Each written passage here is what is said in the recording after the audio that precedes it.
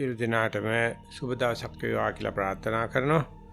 ඒ සඳහා සුබ දවසක් ඇති කර ගැනීම සඳහා කොහොමද අපි ක්‍රියාකාරකම් කරන ගමන් ඒ කියන්නේ ඊයේ කතා කරා වගේ කයයි හිතයි වචනයයි tempat කර ගන්න වෙනුවට කය හිතාමතා ඇවිදින ගමන් කතා නොකර මේක දිහා බලන්න ගියාම අපි අර එක තැනක භාවනා කරනවා එක තැනක ඉඳගෙන ඉන්නවා එක තැනක සතිය වඩනවා කියනට වැඩිය අපේ නිකුත් වෙන ඒ සුබ යහ කම්පන වේග වැඩි පිරිසක් එක්ක ඉබේම බෙදා හදා ගැනීමක් සිද්ධ වෙනවා.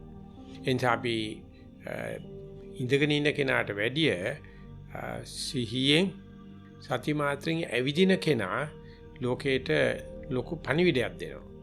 නැවතිල්ලේ ඇවිදිනවා. ඇවිදිනකොට පණිවිඩයක් දෙනවා. අපි දන්නවනේ ඔය සාමාන්‍යයෙන් හැන්දෑවේ ඊවිනිං වොක් එක යනවායි කියලා සමහරු යනවා. මොකද මේ නැත්තම් රැට නිින්ද යන්නේ නැහැ. නැත්තම් රැට කෑම කන්න බෑ. නැත්තම් අපේ ඇඟේ තියෙන අසවල් රෝග වැවෙනවා. ඒ ලෙඩ රෝග වලට ඇඟ ලෙඩ වෙනවා. නමුත් ඇවිදිනකොට බලන්න මොකද වෙන්නේ කියලා. අර තියෙන ශක්තිය, අර තියෙන tempat වෙලා තියෙන අනවශ්‍ය මේද හිමීට දී වෙන්නේ අර පටන් අර ගන්නවා. මේක දවසින් වෙන්නේ නැහැ. තබන පියවරක් පාසා හැම ශරීරයේ හැදලා තියෙන හැම සෛලයකටම පණිවිඩයක් යනවා. මේ ක්‍රියාශක්තිය. ඒක උංගාක් ලෙඩ රෝග සනීප කරන සුළු එකක්. ඒක නිසා මේ පයින් ඇවිදීම දැන් මානවයාගේ ඉස්සර වගේ අයගේ නෙවෙයි ගොඩක් අය කඳුවල ජීවත් වෙන්නේ නැහැ. කඳුවල ජීවත් වෙන අයට වතුර ටික ගේන්න, දර ටික ගේන්න ඉහළ පහළ යන්න එපායි. දැන් නැහැ. දැන් අපි උඟක් කරලා තට්ටු ගාවල් වල ජීවත් වෙන්නේ. තනි පොළවල් හදාගෙන තියෙනවා. එහෙම නැත්නම් යාන වාහන තියාගෙන ඉන්න එක බොහෝසත්කමක් කියලා හිතනවා. එහෙම නැත්නම් ත්‍රෙඩ් මිල් එකක් තියාන ඇවිදිනවා. ඊට වඩා කොච්චර ස්වභාවිකද කියලා බලන්න සතිපාසලේ දරුවෝ ටික ඉට්ටනියක ඇවිදිනවා දැක්කොත්. ඉතින් ඒ පිරිවෙනක මේක උගන්වන්න හිත ආපු ඒ පිරිවෙනේ දායක මහත්තයෙක් ගිහිලා ඒ ලොකු ස්වාමීන් වහන්සේ කියලා තියෙනවා අපි මේ පොඩි හාමුදුරුවන්ට උගන්වමුද කියලා. ඒ ලොකු හාමුදුරුවෝ කළු ඕකෙන් වැඩක් වෙන්නේ නැහැ. ඒ ළමයින්ට පොඩි හාමුදුරුවන්ට එකකින් වැඩක් වෙන්නේ නැහැ. ඉතින් මහත්තයා කරන්න ඕන නම් කරන්නයි කියලා. එහෙම නැතු ඒ සම්පූර්ණ අනුග්‍රහය සහයෝගය දීලා නැහැ. ඒ ඇති කියලා හිතලා මේ මහත්තයා ගිහිල්ලා ඒ හාමුදුරුවෝ 8 9ද කොහොදින්ද දෙන පුංචි කට්ටිය. පිටිවෙනේම මිදුලේ ඒගොල්ලන්ට කියලා තියෙනවා මොකුත් නැතුව නිකන් තමන් ඇවිදින එක බලාගෙන ඇවිදින්නයි කියලා. ඉතින් මේක දිහා බලාගෙන ඉන්නකොට අර පන්සලේ ලොකු හාමුදුරුවෝ ජනේලෙන් බලාගෙන හිටියලු. ඉතින් ඒ පොඩි හාමුදුරුවෝ එහෙම ඇවිදිනවා දකින්නකොට අර ලොකු හාමුදුරුවෝ නිකම්ම වගේ ඒ පිටරේට ඇවිල්ලා තියෙනවා. ඇවිල්ලා බලාගෙන හිටියලු ඒ පොඩි වෙලාවට අර ඇවිදින පුංචි සාමණේර හාමුදුරුවෝ පුදුම විදිහට ඒකට නතු වෙලා ඇබ්බැහි වෙලා ඉන්නවා දකින්නකොට ඒ ලොකු ස්වාමීන් වහන්සේට ඇහෙන් කඳුළු ආවලු. අනේ මෙච්චර පහසු ලේසි වැඩක් මේ අපි කියලා දෙන්නේ නැතුව හිටියානේ. එහෙම කියලා දුන්නා නම් මේ පොඩි අයට කොච්චර පාඩම් කටයුතු ලේසි වෙනවද? දඟ කරන ගතිය අඩු වෙයිද? මේ බලන්න කොච්චර tempත් ඇවිදිනවද කියලා. අන්න ඒ වගේ පුංචි කාලෙම මේ ඇවිදිනකොට සතිය පිහිටීම පුරුදු කෙරුවොත් ඒ සමූහයක් වශයෙන් කරනකොට නම් ලොකු මේ ඇහැ පිනවන ගතියක් ඇහැ සනසන ගතියක් තියෙනවා. එහෙම නැති වුණත් Taman කරනකොට අර ඉඳගෙන ඉන්නට සමාජශීලී එක. ඉතින් අර ගෙදරක පොඩි දරුවෙක් ඒක කරනකොට මං කියනවා පුළුවන් නම් අත්තම්මව සම්බන්ධ කරගන්න. පුළුවන් නම් සීයව සම්බන්ධ කරගන්න කියලා. ඇත්තටම නම් ඒක අත්තම්මා සීයා දරුවටයි උගන්වන්න ඕනේ. අපි සතිපාසලේ අපි දෙන පණිවිඩේ පොඩි ඇත්තෝ පොඩි සතිපාසලේ දරුවෝ මේක කරනකොට ඊගොල්ලෝ සම්බන්ධ වෙනවා. මොකද අම්මට තාත්තලාට වැඩ ගොඩක් තියෙනවානේ.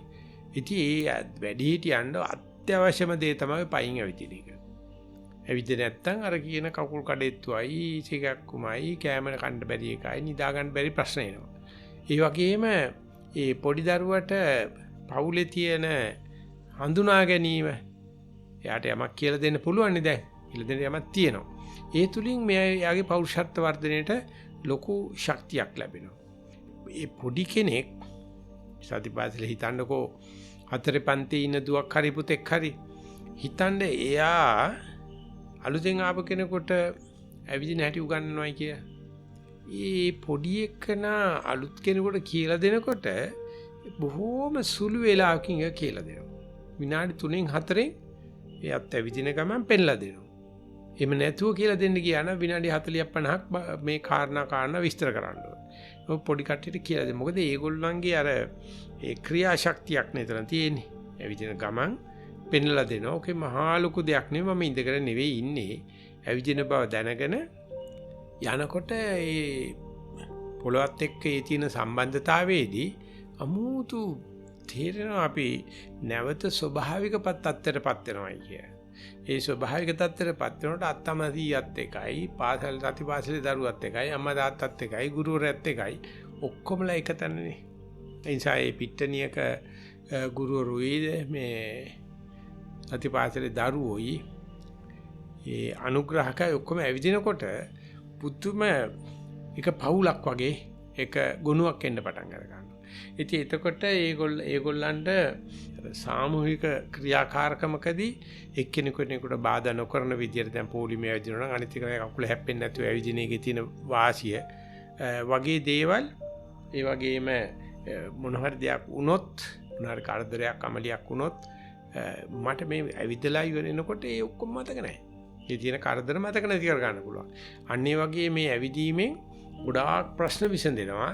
ඉතින් ඒවා ඉතිහාසගතයි. හුඟ දෙනෙක් අර විවේකීව ඇවිදිනකොට හිතේ ඇතිවෙන යලි සකස් වීම. නැවත අලුත් දියා වෙන ගතිය තියෙනවා. ඉතින් ඒක හුඟක් අඩුයි මේ කාලේ. නමුත් වෛද්‍ය ශාස්ත්‍රයේ මානසික වෛද්‍යාව නෙවෙයි කායික වෛද්‍ය ශාස්ත්‍රය හරියට අගය කරනවා. ඒ කය අර වගේ ඒකාකාරී එක වැඩක් දිගට කරගෙන යන එක. හැබැයි ඉතින් මේකේ හුඟක් ප්‍රතිඵල ලබන්න නම් එහෙම නැත්නම් ඔය කියන ආනිසන්ත එන්න නම් විනාඩි 30ක් 40ක් කරන්න ඕන. අපි සතිපාසලේදී කරන්නේ විනාඩි 3ක් 4ක් විතර තමයි. අර හඳුන්වා දීම සති මාත්‍රේට. නමුත් Tamanට තේරෙනවා නම් එන්නේ Tamanට අර ඉන්න වෙලාව වැඩි වෙන කරන්න පුළුවන්. වැඩි වේලාවක් වැඩි පියවර ගාණක් සතියෙම කරගෙන යන්න පුළුවන් ගතියක් එනවනම් ඔය කියන පෞරුෂත්ව වර්ධනය සහ ඒ පෞරුෂත්වයේ තහවුරුව මම කවුද කියන එක මම දැන් මෙතන කියන එක ඉඳගෙන ඉඳගන්න වැඩේටත් උදව් කරනවා එදිනදා වැඩවලටත් උදව් කරනවා. ඒ නිසා මේ සක්මන අර දෙක එකතු කරන ගැට ගහන අත්තලක් වගේ වෙනවා. ඒ නිසා නිතිපතා මේක Taman කෙරේ මෛත්‍රියෙන් කරුණාවෙන් කරන්න කියන පණිවිඩයෙන් අද සමාප්ත කරනවා. සියලු දෙනාට සුබ දවසක් වේවා. සතිපාසල පදනමෙහි ඉදිරිපත් කිරීමකි.